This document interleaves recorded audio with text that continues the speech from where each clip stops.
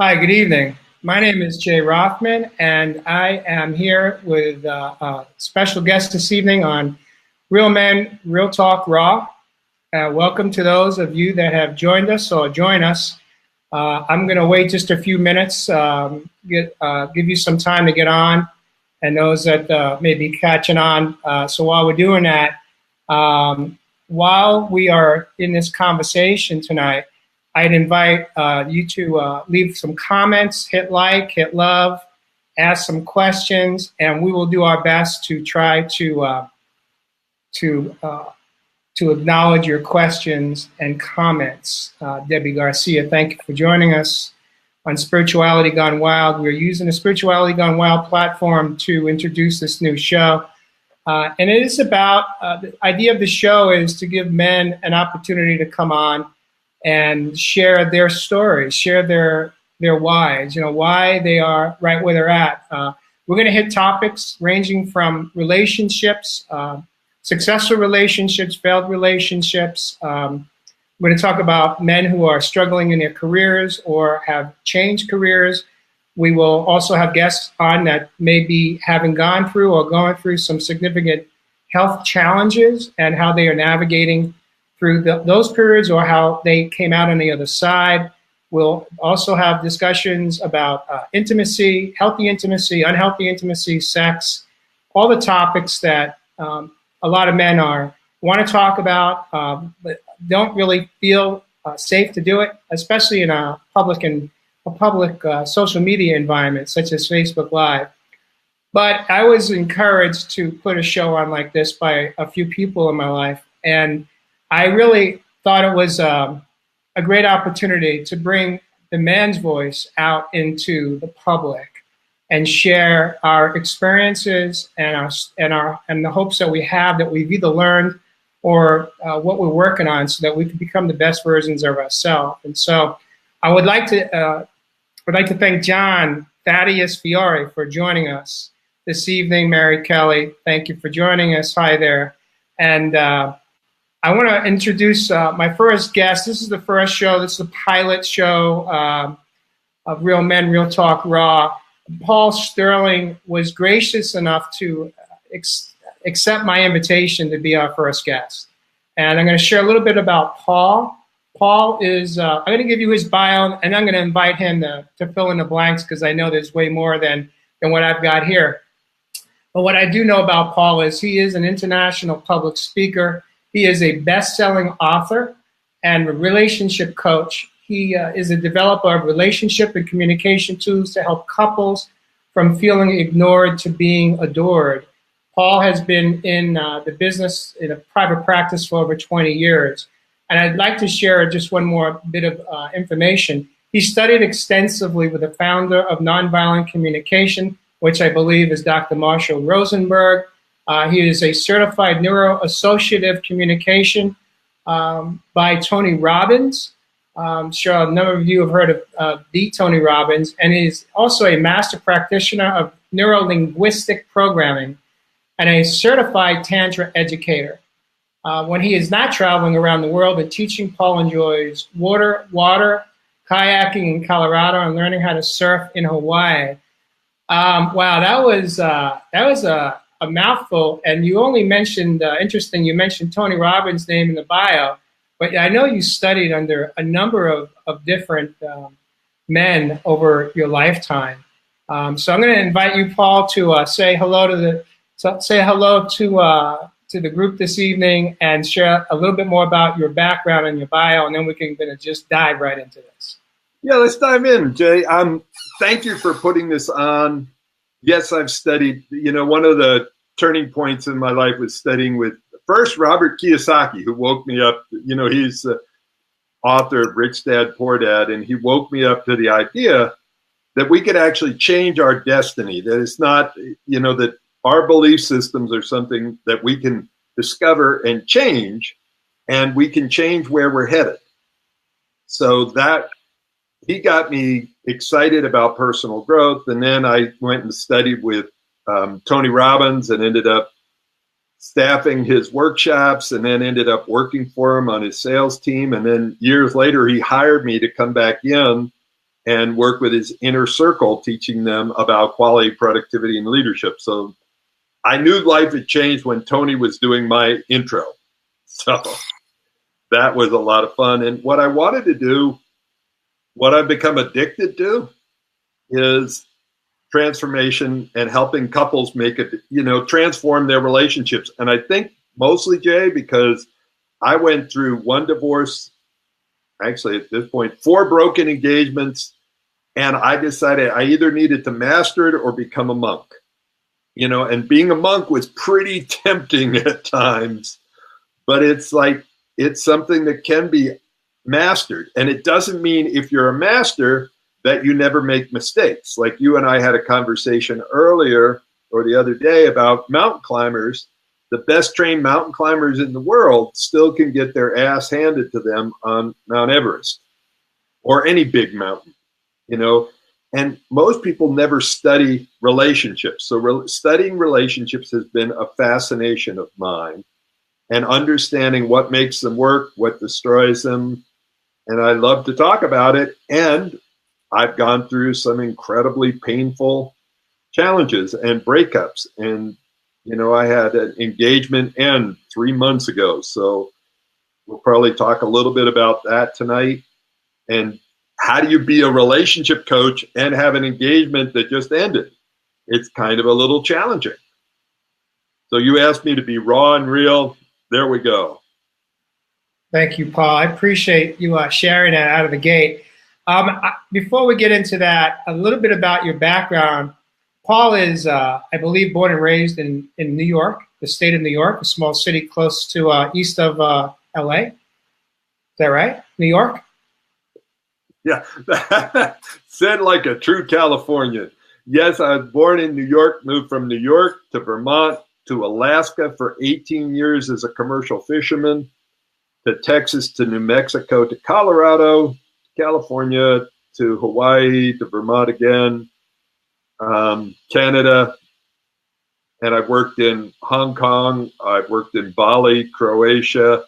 Went to Moscow as a U.S. delegate for the Soviet American Citizen Summit Peace Dialogue. So I have been around the planet a little bit. Well, I think you got me beat. I thought I had close to a record. I had lived in 8 states over my lifetime, but you've got me beat. And so what do you think was behind all those moves for you? Well, the move to Vermont was easy. My parents separated. My mom went to Arkansas. My dad went to Vermont. So it wasn't like a lot of thought process there, And I love to ski. So I was on the hot dog ski circuit, went to Vermont, skied in Stowe, and then met somebody there. And the one thing I was better than my older brother at was fishing. So I ended up spending 18 years in Alaska as a commercial fisherman. So we lean into those places that, feed us at times. And I guess I wanted to prove that I was a man, because always from growing up, Jay, I've been pretty empathetic and connected to my heart. And that was always seen as a weakness. And now I see it as a strength. To be voluntarily vulnerable, it takes someone who's courageous. And how to do that in a relationship is really courageous too. How to be voluntarily vulnerable. I went to Alaska to prove that I was tough. Wow. And I did. I was pretty tough. And now I want to prove, well, I don't want to prove, I want to be more connected to intimacy and understanding. And, a little while ago, I taught in prison for 8 years. I created a volunteer program where I worked with inmates, minimum to maximum security, teaching them about compassionate communication and Tony Robbins stuff. So, and Bob Proctor was another guy that I got to study with. He was in The Secret. He's one of the 7 speakers in The Secret. Great guy, really amazing leader. And so one of the things Proctor talked to me about was, he was saying, for a map, what you need on a map is you need to know where you are for a map to be useful, where you are, where you want to go, and then the best route. And it's like a lot of times in life, people don't ever, like look at where they are in their life, where they want to go, and what's the best route. So maybe today we'll talk a little bit about that. You hit on something really interesting when you talked about why you went up to Alaska, and right there, that statement that you shared showed such courage on your part that you would admit the motive, the why for going there. Now, what's interesting is that not only you're a big man in stature, physically you're a big man. Are you 6'3"? I'm 5'15". Checking your math skills there, Jay. Checking your math skills. Yeah, 6'3", 230 some pounds. And I have a little kid in me. I don't always see myself as this big guy, but I am taller than most people. I'm on the far side of the bell curve. So when you look in the mirror, you always had this big body, this big being physically that shows that personifies it, just has an energy about yourself, but yet inside you felt that you naturally are an empathetic man, a human being, yet you felt that you needed to prove to, I don't know if it was to others or to yourself, who were going to Alaska. Was that more for you or for others, do you think? I think more for others. Like growing up, my older brother wasn't as tall as me, but he was tougher than me, and he made sure that I knew that. Like I got beat up on a regular basis. And the one thing that my older brother couldn't do better than me, and he was really good at a lot of things. Like he ended up being a black belt in karate. He was a race car driver that drove Formula Vs, which is like a mini Formula One car, and he won at Watkins Glen, and he always had 4 or 5 girlfriends at a time, and so he looked like he was Don Juan. And at about, I think he was 25, he committed suicide. So it was really interesting and challenging for me because I spent most of my life in this love-hate relationship with him and admiring him. Like I just wanted to be like him, and he most of his life didn't want anything to do with me. And luckily at the end, he came to Alaska and saw his younger brother as a captain of a big Alaskan fishing boat. At that point, it was a 48-foot steel boat, and then I also had a 78-foot aluminum boat that I had brought up with a partner from Florida. So he got to see me in a very different light, and we connected like for the first time since we were little kids to really feel a deep connection. And that was the year before he killed himself, which is a challenging thing for your paradigm because basically we have something called our ROS. And I don't know if I've told you about your ROS, Jay, but that's like, your computer has an operating system on it, and it's behind the scenes, but it's running the show. And we have what's called our relationship operating system made up of our habits, patterns, and beliefs that are running the show. That most of our ROS was created by about a 7-year-old. And it's full of bugs and viruses and incompatibilities. And we're using that operating system to make the most important decisions of our life. Who do we live with? How do we live with them? Money decisions, all the rest, it's all made by about a 5-year-old unless you've gone in and updated your operating system. Well, what you just said is extremely profound, because what I learned over my own process of working on healing myself, my mind, my body, and soul, by the time I had hit my rock bottom, Paul, I had no awareness that my inner child was still within me. I thought that I left him at the gate when I turned 21. Yeah. I really did. I had no connection. I had no awareness in any aspect ever as an adult. And it wasn't until I hit my rock bottom in my life that I began to have an understanding that my inner child has always been right there, and it was my inner child through my ROS, as you just described, that was basically managing uh, all of my decisions, all of my belief systems, all of my behaviors, especially when I would get triggered, especially when I'd get upset, especially when I get frustrated. All the negative emotions that we contend with on a daily basis in our homes, but outside of our homes, in a workplace, at the gas station, in our cars. And it's amazing that what you just described, I hadn't heard it described that way. The ROS is spot on, and what that for me meant was once I understood that my inner child was still alive, I also understood that my inner child was still living in a space of wounds and traumas and damages that I had never walked and worked through as an adult.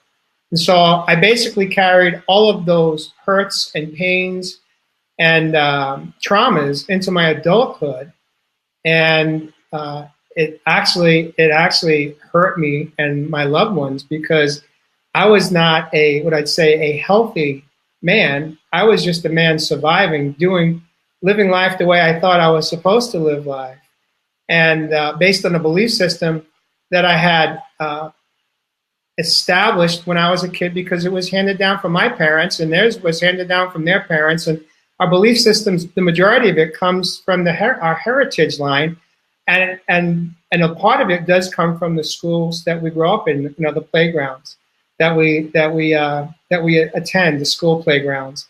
But those belief systems are riddled with a lot of stories that are just not true.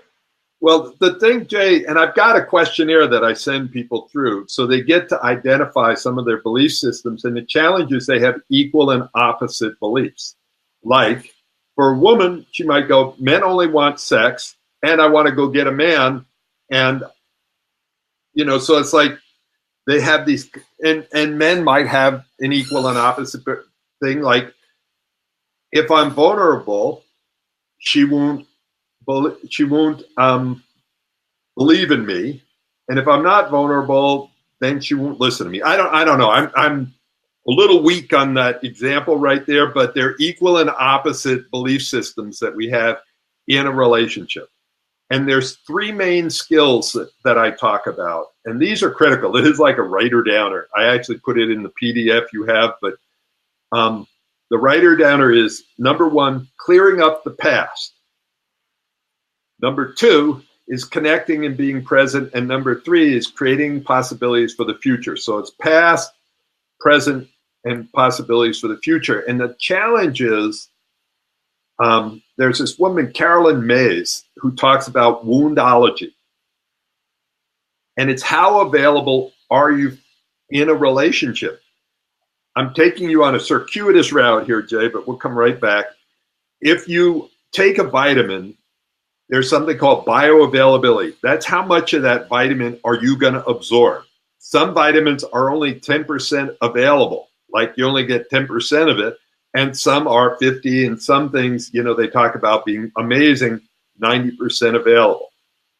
So let's shift it a little bit. Rather than calling it bioavailable, how relationship available are you?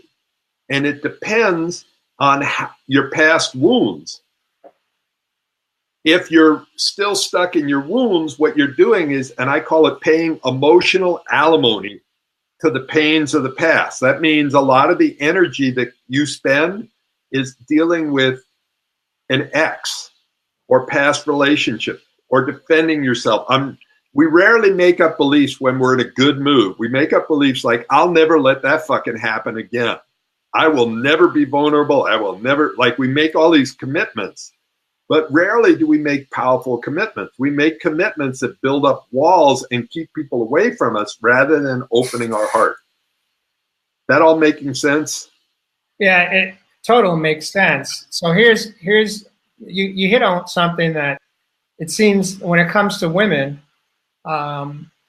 it seems to be a confused place from the perspective of, it seems like the women have an idea of what they're looking for in a man. The man have an idea of what they think the women are looking for in a man. And it's almost like everyone's play acting.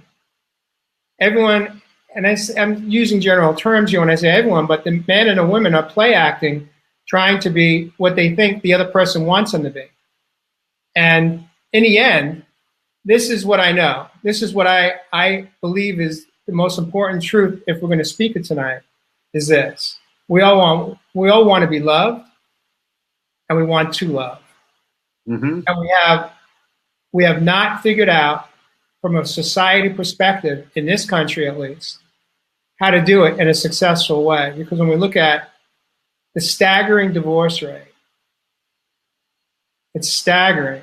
And then if we were just to take the number of people that are not in that category, but that stay in an unhealthy, broken relationship, of that 45% that stay, let's say, how many of them are in a healthy relationship versus how many of them are just staying, choosing to stay rather than to exit out?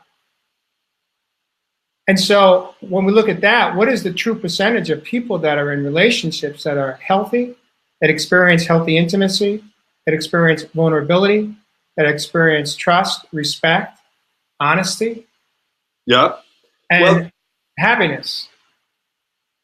Here's one of the things. I'm going to bounce back to the ROS and belief systems. And culturally, we have a belief system that's been impregnated into us through movies, books, church, and it's called the happily ever after. It's Walt Disney versus the Lord of the Rings. In Walt Disney, what happens is you look for the perfect mate, Prince Charming or Cinderella, and when you get together, journey over happily ever after. In the Lord of the Rings, when you get together, the journey starts, and that's where it's like there's misunderstandings, there's trouble, there's adventure, there's all this chaos. And so you have to look at, how do you look at relationships? Do you look at it as happily ever after? And then if there's any upsets, you've got the wrong partner, something's wrong. Or do you look at it as the hero's journey?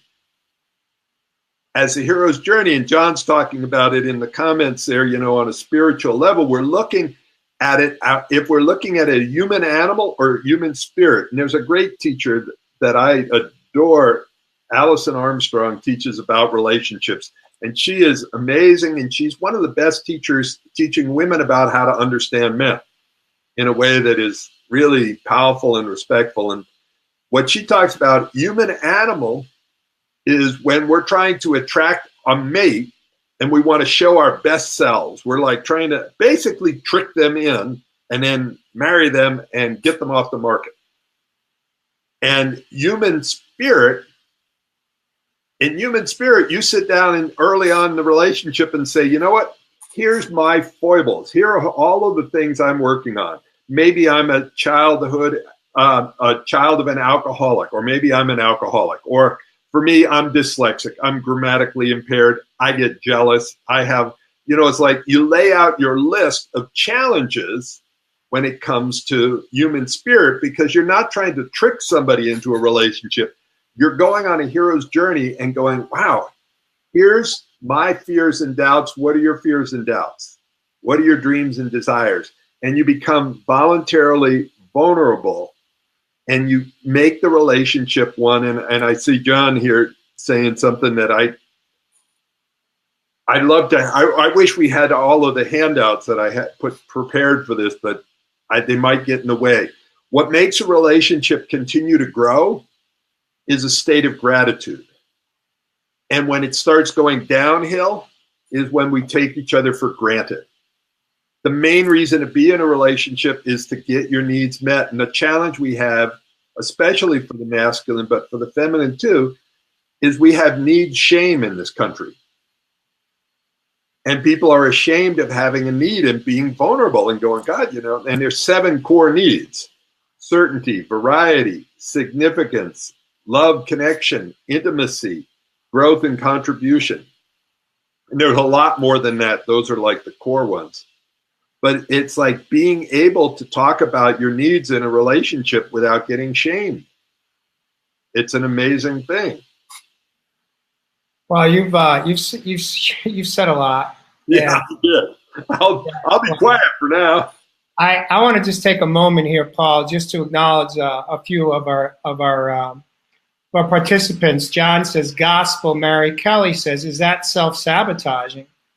John says, if you both don't practice gratitude together, it will never work.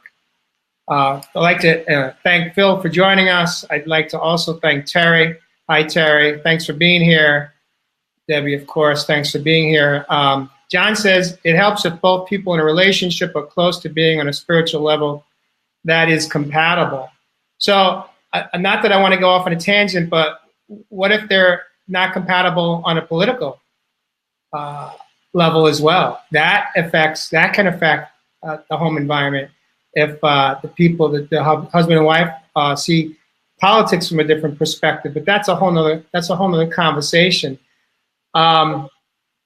Yes and no. I mean, careful, Jay. You hit on these things, and I got to talk. It's like, Well, before you go there, something that you hit on. You brought up expectations. I think you said the word expectations. Or we go into a relationship and we have needs, and we want our needs met. And I don't know. I struggle with the idea that I should be relying or dependent on somebody else to meet my expectations, because what I have learned in my life is most of the time I'm going to be let down, because most people, I have really high standards, whether they're healthy or not, whether they're realistic or not. I have these expectations of other people, and when I go there, I usually get disappointed, because it's almost impossible for people to meet my needs. And so what I had to learn how to do, Paul, and this is relatively new to me, it's just over 2.5 years, I had to learn for the first time in my life how to meet my own expectations and how to fill myself up. Because I didn't know how to do that. I didn't do it in my past 54 years of my life. And I was always disappointed. I never got my needs met. Never is a strong word, but most of the time they were not. I was not happy a lot of the time. My wife struggled as well. She was not happy with me and probably wasn't happy with herself because we were not meeting each other's needs. And what I had to learn how to do was to stop relying on allowing other people to try to fill me up. And I had to figure out, how do I fill myself up? And what happened to me was once I was willing to accept the idea of total surrender, that I no longer can depend on anybody and should depend on anybody except myself, I figured out how to go about that was I had to first learn how to start to like myself. And I didn't know what that looked like because I didn't like myself. When I hit my rock bottom, there was no love, and there definitely was no like. And so how I started my journey was through self-care. I had to be willing to try different ways and try different things and come up with my own practices and rituals to learn how to take care of myself. And if that meant, instead of taking 30 minutes to go to a gym, which is what a lot of people's idea of self-care is, I go to the gym, I exercise. That is not enough. That is not even the beginning of what self-care, healthy self-care can look like or should look like for a human being. I had to be willing to invest in myself. And we have no problem investing in houses, in mansions. We have no problem investing in very expensive cars. We have no problem investing in expensive premium gasoline. We have no problem investing in very expensive dinners. We have no problem investing in expensive vacations. We have no problem investing in shopping at high-end stores like Nordstrom's. Well, wait. Jay, I get what you're saying, but as soon as you say we have no problems, I'm sure that there's some people on the phone or on this thing that have problems with certain parts of those. I get the essence of what you're saying, though, that yes, we I'm speaking in general terms, Paul. And I don't want people to get tripped out by hearing one thing they disagree with and then they throw the whole thing out versus the essence of what you're saying, that at least that I'm hearing, is that the most important investment we can make is in ourselves and then in our relationship. And I'll dance with you about getting your needs met in a relationship because I have different ideas about it than you. And that's the good part of this call, is to have different ideas. Absolutely. I think that what happens is people get hurt enough, they give up on getting their needs met by others and quit that, and they make it get it met by themselves. But there's a part where they're giving up on the possibility of getting it met with their partner. And nothing is more amazing than getting your needs met with each other and taking care of each other's nervous system and taking care of our own. There's something that's quite profound in that one. And so I get that we need to take care of ourselves, and I want to be in a relationship where my partner cares about my needs. And we have a lot of need shame. And one of the scariest edges for me is making clear requests where I'm really vulnerable. And being grateful, because you were very clear about, like, your standards are high. And there's a big challenge with that. Like in my last relationship, there were times I couldn't do the dishes right. Like, her expectations of how the dishes would be done, she didn't allow herself to receive that I was doing the dishes. Like, wow, thank you for doing the dishes. And I'm going to trust that you can handle loading the dishwasher without any instructions. So it's like, how do you set yourself up to win in a relationship? So you actually, because a relationship's about giving or receiving and letting it in so that you can receive it, rather than going to your partner and go, well, you didn't do it good enough. And then you don't get to receive and they don't get to give. And it's a real challenge. So I'm hopefully that's not too harsh, but I want to talk about that more. Absolutely. And that's what the show is about. It's about, we're going to always have different perspectives because we come from different places. Yeah. Different experiences.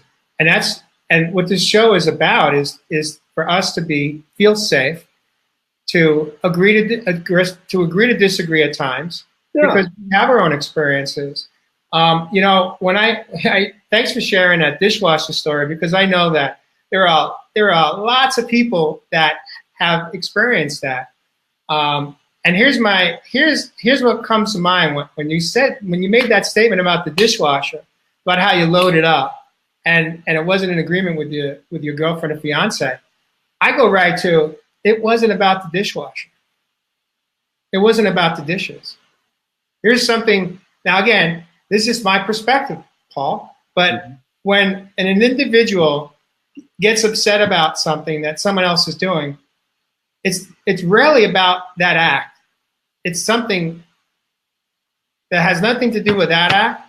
That act is just the trip or the trigger that brings them to an earliest place within themselves, and they haven't worked through something that has to do with how somebody else organizes something. And I'm not here to interpret that, but I know this is that most of the time when people are upset and they direct their anger or their frustration towards me, or I'm able to watch it unfold between two people and I'm the observer, most of the time it's not about that situation. There's something way deep rooted that goes back long before you and your girlfriend or fiance got together and you started to load the dishes the way she didn't like it being done.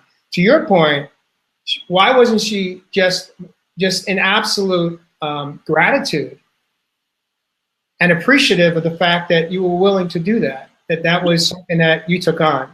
And I don't know the answer, but that's all part of relationships. And why do we go sideways? Why why are we looking at how we're doing things, and we get frustrated because we don't do it the same way? And why does that happen, do you think? Yeah. Well, you set me up for a shameless plug, and now I hear an echo. I wrote a book, an Amazon bestseller called Argue Less, Love More, and it's about, there's 5 main things that trigger us in conversations. And it's really important to know what those triggers are so that you can avoid tripping their trigger. Because what happens when you trip their trigger, you end up in their, I don't know if you could see my little friend there, the dinosaur mind, our reptile mind kicks in. And the triggers are case building. Anytime you build a case against somebody and they hear bad, stupid, wrong, they shut down, the listening switch goes off. Storytelling is the second one. When we make up a story about somebody. So say, Jay, you came home late, and your partner goes, you came home late, you didn't call me, you must have been like having an affair or something. They make up a story. So it's case building, storytelling, message assuming, to not check it out, to slow down in communication. Cup stuffing, and cup stuffing is a really important one. If your container, let me grab a container here, like you have this much room for information, what happens when it's full? How much more can I get in there? That's a question. When it's full, how much more can I get in? You can't. What if I'm really nice? It is what it is. It's full. What if I yell at you? What's that? What if I yell at you? Can I get more in? Well, you may get more screams in, but you're not going to get more in the cup. Right. So the idea here is, how do we empty the cup, the emotional cup, our partner's cup, our own cup, so that we can hear each other again? And then the last one is the fatal F's, fix, fight, flee. That the masculine tends to listen into the feminine, and it's either my fault or my responsibility. When the feminine comes in pain, we instantly go into the fix it mode, fight with it mode, or flee from it mode. So anyway, that's kind of how to avoid the triggers and the wounds, because what happens once we get wounded, we either get bitter or we get better. And Jay, that's one of the reasons I wanted to be on this call, because I noticed for you, you've chosen to get better rather than bitter, because you've gone through some stuff that was pretty painful in your life, and you could have easily gotten really bitter. But instead, you chose to get better.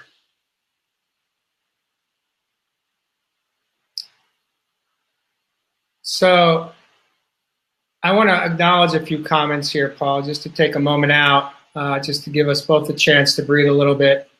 Karen, thank you for joining us. I'm going to scroll down here. John says, everyone's needs must be discussed. John says, so Jay, you took responsibility for your own shit, bottom line. Mary Kelly says, it's no one's job to fill us up. That is God's job. If you find someone that fills your needs, you are blessed. It's not about the dishes. Thank God. You know, one way that I avoid that issue is that I don't use the dishwasher. I just wash it by hand. That's avoidance, but it may be avoidance. But the truth is I actually find it therapeutic. I always have. I don't know why, but there's something about maybe it's the way a gardener, master gardener, absolutely gets something out of having their hands in the soil. There's just this connection, and you know, for me, maybe it's water. I'm a water sign. I'm a water person. I thrive, and I thrive when I'm in or close near the water. And so maybe it's touching the water. Maybe that's all that it is. But I've always been that way. And maybe, in fact, it has helped me avoid having the dishwasher issue. So why is it that, do you think that, you mentioned something about we need to learn how to avoid the triggers or the trips, the hurts, the wounds. why avoid it rather than just, why not be willing to go in deep, go in and dig and get them out, get to the root. Well, okay. So when somebody's, I'm avoiding unnecessarily tripping somebody's triggers so that you can actually be with someone and go deep, because they're not going to go deep with you when they're triggered. When they're triggered, and let me tell you what happens in the brain when somebody's triggered. There are three main things that happen, and there's levels of tripping the trigger. It's alert, alarm, attack. Alert, you're sitting there and you hear somebody, like you're laying in bed and you hear a noise in the living room, clunk, clunk. You got like alert, your body goes, pay attention, this could be dangerous. You hear a footstep, you go from alert to alarm, adrenals kick in, and you're starting to move towards fight or flight. You see the handle on the doorknob starting to turn, and you're in the attack mode. Now, it might be fixed, you might be freeze, you might fight, you might flee, but at that point, the recovery rate is really takes a lot longer. It's easy to recover from alert. You go, oh, no problem, that's the cat, go to sleep. Alarm takes a lot longer to recover, and attack, it used to take me days to recover from an upset or a fight at the house. Now, here's what happens. As our emotions go up, our intelligence goes down. And when we're really triggered, we can't tell our enemies from our allies. And see, we can't have that vulnerable conversation that you're talking about that gets to the core of it if I see you as the enemy. Then what happens is I move to my defensive language. I'm defending myself against you rather than being vulnerable with you. So number one, can't tell enemy from ally. Number two, can't tell danger from discomfort. So if I'm uncomfortable, I think there's danger, and I'm treating it as if it's dangerous when it's really just uncomfortable. And number three is I can't tell time. And there's more to it than that, but this is all the PTSD stuff where I'm triggered now, and it reminds me of the time when I was a little kid and dad made me, beat the shit out of me or whatever happened. And boy, am I on the defensive.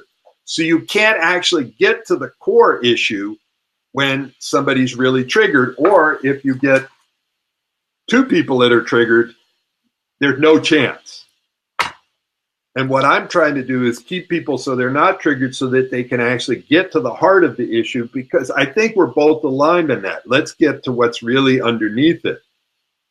And so how do you, is it possible to save what I'd say is a damaged relationship? And what does that look like? What does it take for a couple who have been together for over a year or more, even married couples that have been together 15, 20 years, that have decades between them and decades of layered of hurts and wounds and anger and resentments and blame and shame and guilt and remorse and all that in the home? How can a couple recover from that? Is it possible? Have you seen it happen? And what does it take for that to happen? I'll give you the most extreme example. I worked with this woman from England. She was married. They were actors. She was married. Her younger husband had moved to Brazil, was with a younger woman. They were planning to have kids together. So, it's about she's in England, he's in Brazil, he's with another woman. So you can pretty much figure it's almost guaranteed over. Now, when she came to me, I did not say, I can save your relationship. In fact, I said, we're not even going to work on this relationship. We're going to work on your communication skills. And that's what we did, because there's a big difference, Jay, between a cook and a chef. Anybody can cook. Very few people are chefs. Anybody can be in a relationship, but very few people master the art of relationships. I worked with her for about 3 months. Her husband came back to England to pick up his stuff to move back to Brazil. He spent a week together with her, and he never left. because she was so able to enter his world that he realized he's not going to find anybody else who loves him like she does. And she wasn't doing it as a manipulation. It wasn't like, you know, how to trick your mate back into this or how to manipulate them. She basically really adored him and entered his world, and he felt heard, understood, and valued at such a profound level that he stayed. And I just got a message from her like a month ago. That was 3 years ago. And she was thanking me for that from 3 years ago, and they were still together. So that gives you an example of, it's like shifting the paradigm, looking at what is your relationship operating system and looking at where the beliefs are getting in the way of you having what you want. So during that period, was he working on himself at all, or was he just over in Brazil playing in the sand? He was playing with his new partner. He Yeah, talked about coming to work with us. But the thing is, it's much more fun when both people in the couple are working on it. It's easier, it's more fun, it's more powerful, it goes quicker. But if it's only going to work if both people work on it, it's not a very powerful tool. You want a tool that's at its best when you're at your worst. why is that? Huh? Why do you have to be at your worst, do you think? Well, you don't need a great tool when you're doing great. Like you're having a great day. You don't need a fancy communication tool when your lover comes in the room and goes, honey, do you want wine or do you want to have sex? It's like you don't need an advanced communication tool to go, I'll have both. See, that's the right answer. That was the right answer. Both, yeah. What you need is what's going to destroy relationships. All right, here's what destroys relationships. There is this bell curve, Jay, and the bell curve kind of goes like this. On one side, this goes back to what John brought up a bunch of times. On this side of the bell curve, when things are getting better and better, it's easy to win, hard to lose. It's the gratitude side. You come home with a rock, your partner freaks out, goes, oh my God, he brought me a rock, he loved me. Then you curve over and it's taken for granted. And on this part, it's easy to lose and it's hard to win. You bring home a new car and she goes, it's the wrong color. And so the idea, if you want it, what's destroying a relationship is when they're on the downward slide and there's no gratitude, there's lots taken for granted. If you want to turn it around, it's not easy, but it's simple. It's moving it back to being grateful and making it easy to win again and hard to lose. And consciously choosing. It's building that grateful muscle. Back to you, Jay. So I'm listening really intently, and one of the things that strikes me is I used to watch sports a lot, professional sports, not at the collegiate level, but I loved sports. Growing up in New York myself, I was a big New York sports fan. And one of the things that I learned and I understood is the difference between the greatest athletes and those that are just okay, that they do make the team, but they're not the superstars. It's the superstars that spend more time practicing. It's like they're never done practicing. They're never done watching the tapes. They're never done taking the shots on a court, on a basketball court. They're never done taking batting practice. And they're the first to arrive, and sometimes they're the last to leave. And why I bring this up, Paul, is because I was listening to part of a private community, Jay Shetty. I'm sure you know the name.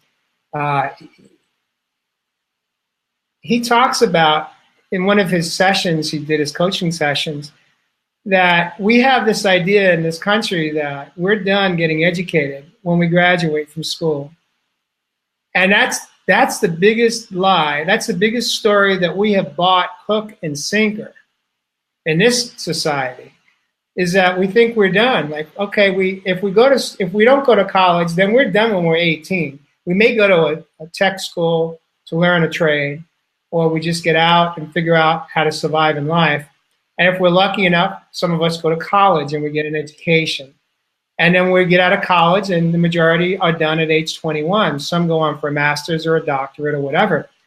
But we tend to believe that we're done.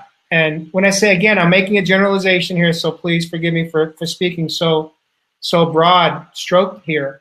But we believe that as a society, a lot of people believe like, now we got to get on with our life. We got the education, we got to get the job, and then we fall in love, we meet someone, we may get married, we may have children, we then buy the house, we got the mortgage, we buy the cars, and we're off to the races, and then we're continuing to chase the dream, but we stop educating ourselves. We stop learning. And you hit on a really important point, is that in relationships, I think that the taking each other for granted part is like we just get into this comfort zone, just the same way we do when we graduate from school and we think we got it. And if we don't have it, in this society today, we have something called Google. So we definitely have it at our fingertips. But what we don't have is the understanding that we should never be done learning.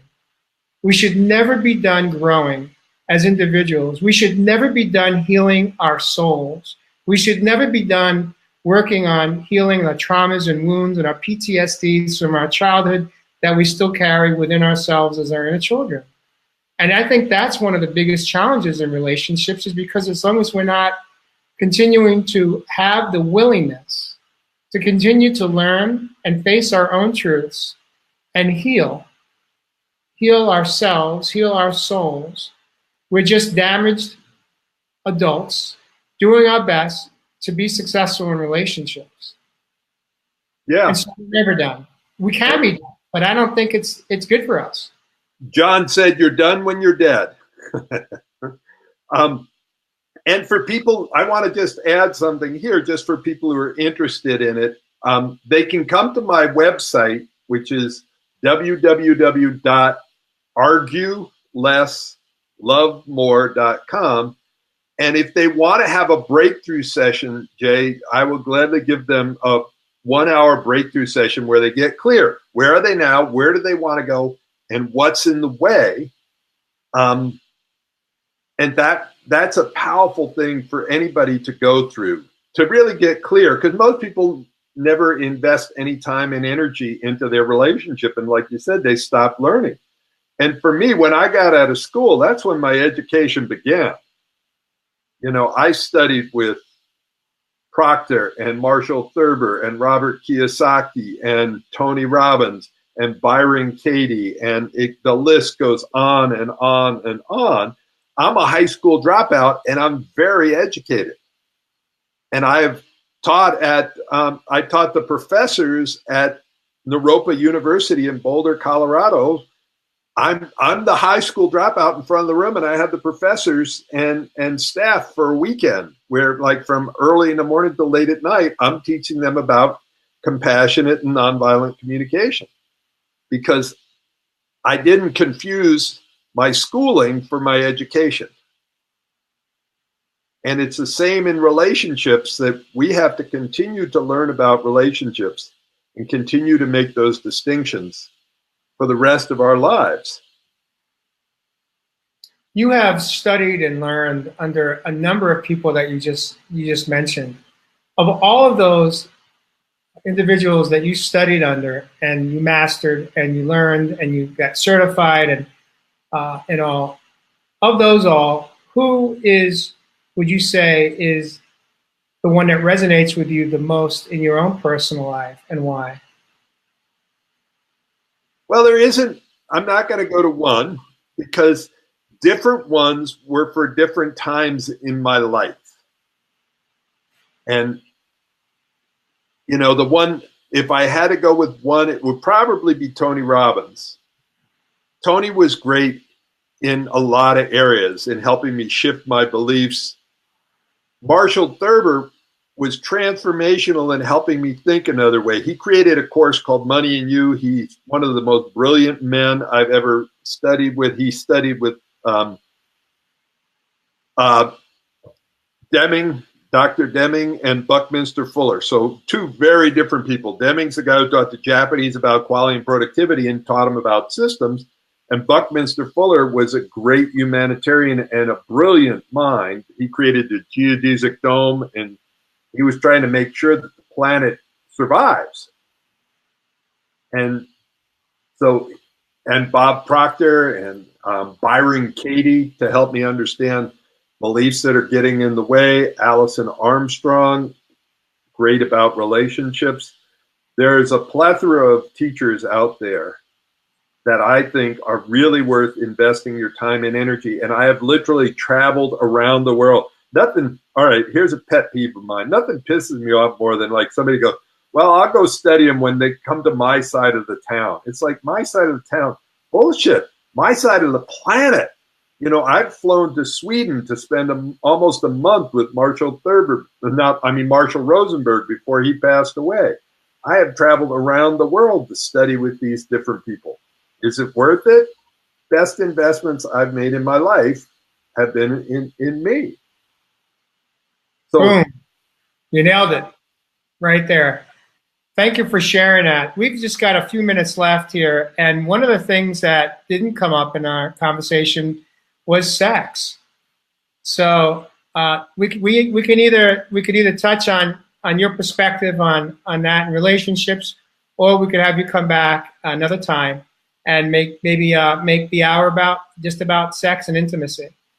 Yeah, I call it the 3 shades of intimacy. There's emotional intimacy, physical intimacy, sexual intimacy. I made a video. It blew my mind. The video I made about Tantra and sacred sexuality has been seen by over 4.5 million people. That boggles my mind that something that I did has been seen that many times by people all around the world. And why do you think that so many people have tuned in to watch that video? I actually tuned in to watch the video so I can get to know you a little bit better and see some of your work. But why do you think that, we got 4.5 million people that have watched that video, and we're probably going to get a lot of views on the back end, but between all of us, we probably pushed out tonight's show to probably 8,000 people, and we had a very small turnout. So why is it that we could get 4.5 million people that are tuning in for a video on Tantra sex, but when it comes to Real Men, Real Talk, Raw, so far it's been a small group.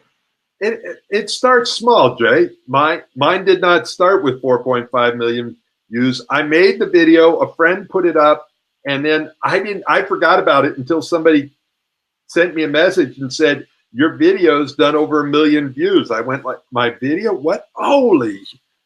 But it's simple to the point people can instantly apply the tools in their life. Like there's 5 tantric touches, there's the 3 positions. Most people are tantalized by the idea of sex, but they've never studied it. Like anybody can have sex, but how do you take fast food sex and turn it into gourmet lovemaking?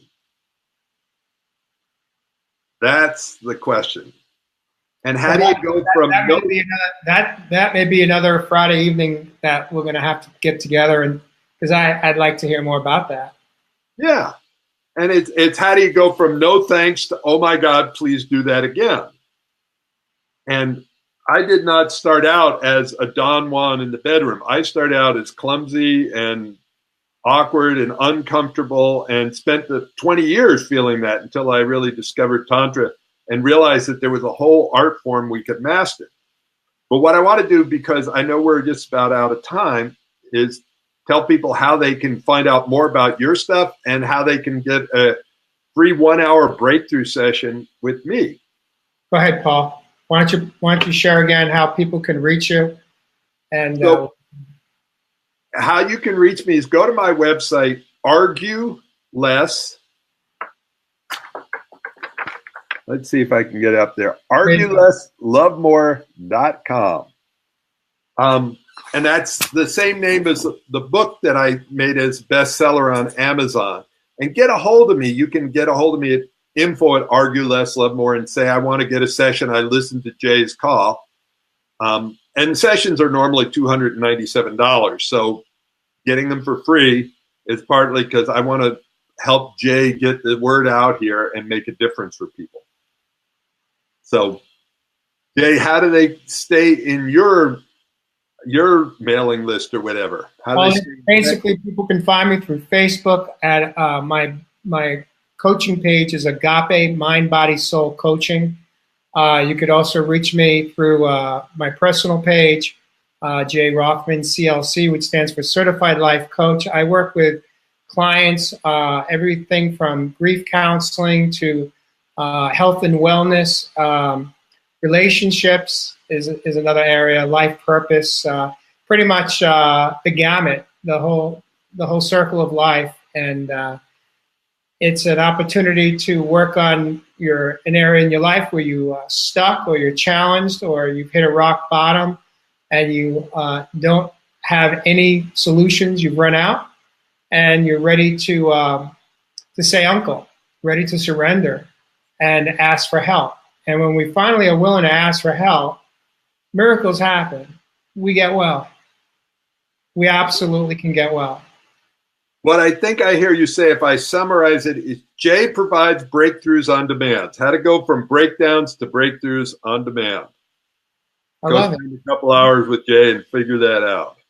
Absolutely. And if you're local, I do coaching along the shoreline. I work with clients that actually meet me in Huntington Beach, and if they have the ability to get there, and we walk the beach for an hour and a half, 2 hours, and we do our work beach, right on the shoreline. Perfect. What I want to do is just ask everybody that's still on the line, what's your takeaway? What are you taking away from this hour-long call? What tidbit that Jay said or that I said touched you? Well, I hear amen, but say more, Mary. What specific thing grabbed you? And then we're going to sign out here. And thank you, Jay, for arranging this and getting it together. There's so many rich topics to talk about here. There are. An hour in a week seems almost like it's a crime, like it's just not enough. You and I have had a couple of conversations offline leading up to tonight. And even that it's like, where do we begin? There's just so much to share, so much that I don't know about you that I want to get to know more about you. Yeah. And there's more that I'd like you to know about me, and the cool thing is that I think that when we were offline, we had the ability and a willingness to show some real vulnerability together. And we did that tonight as well. It is somewhat different, but the ability, what helps me become healthier in all of my relationships, because relationships just aren't about between a man and a woman or a man and a man, a boyfriend and girlfriend, or it's about all of our relationships. It's about being able to connect with another man, a stranger, someone that I just meet through a recommendation, and be able to connect soul to soul and feel safe. Because what I find is that by my willingness to practice healthy intimacy with other men that I meet in my life today, it actually helps me be healthier in my relationships at home. So, Jay, I'm going to ask you, and I'll model it too in a second, but what was the takeaway for you for tonight? And then we'll sign out here. Wow. There's my takeaway from tonight